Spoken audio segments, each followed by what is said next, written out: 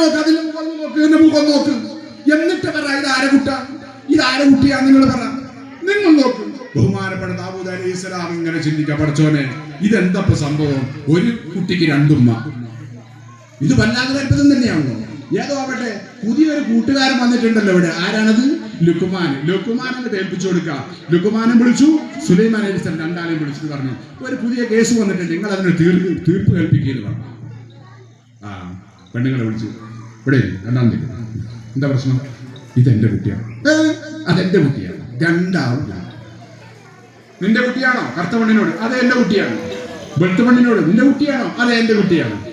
നിങ്ങൾ രണ്ടാളും ഒരുമിച്ചാണോ പ്രസവിച്ചത്? അത് പറഞ്ഞിട്ട് കാര്യമില്ല, എന്റെ കുട്ടീനെ ഇവർ തട്ടിക്കൊണ്ടുപോകാൻ വന്നതാണ്, ഞാനത് പ്രവാചകരോട് പറഞ്ഞല്ലോ. ആയിക്കോട്ടെ, എന്നാ സുലൈമാൻ ഞമ്മക്കൂടെ ഒരു ഐഡിയ ചെയ്യാം. കാരണം എന്താ, ഒരു കുട്ടിക്ക് രണ്ടുമ്മയാകുമ്പോ രണ്ടിനും വീതിച്ചു കൊടുക്കട്ടെ. സുലൈമാൻ നല്ല മൂച്ചല്ല കത്തിയുണ്ട്, അവിടെ എടുത്തിട്ട് വരാം, കത്തി കൊണ്ട് എടുത്തിട്ട് വരാൻ. അപ്പൊ വെളുത്ത പെണ്ണുങ്ങൾ നോക്കി, എന്തിനാ കത്തി, എന്തിനാ കത്തി? ഒരു കുട്ടിക്ക് രണ്ടുമ്മയാകുമ്പം വീതിച്ചു കൊടുക്കണ്ടേ?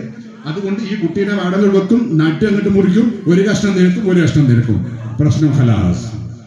ഉടനെ വെളുത്ത പെണ്ണ് പറഞ്ഞു, ദയവ് ചെയ്ത് പ്രവാചകരെ, എന്റെ കൂട്ടുകാരെ, നിങ്ങൾ ആ കുഞ്ഞിനെ കൊല്ലല്ല, ആ പെണ്ണിന് കൊടുത്തേക്ക്, അവൾ എടുത്തോട്ടെ, എനിക്ക് വേണ്ട, ദയവ് ചെയ്ത് കുഞ്ഞിനെ ഉപദ്രവിക്കരുത്, കുഞ്ഞിനെ കൊല്ലരുത്. ദാവൂദ് അലൈഹിസ്സലാം പറഞ്ഞയച്ചത് ഈ രണ്ടാളുകളെ, രണ്ട് കൂട്ടുകാരന്മാരെ. ഉടനെ ലുക്മാൻ ചോദിച്ചു, സുലൈമാനെ ആരാ കുട്ടീന്റെ ഉമ്മ?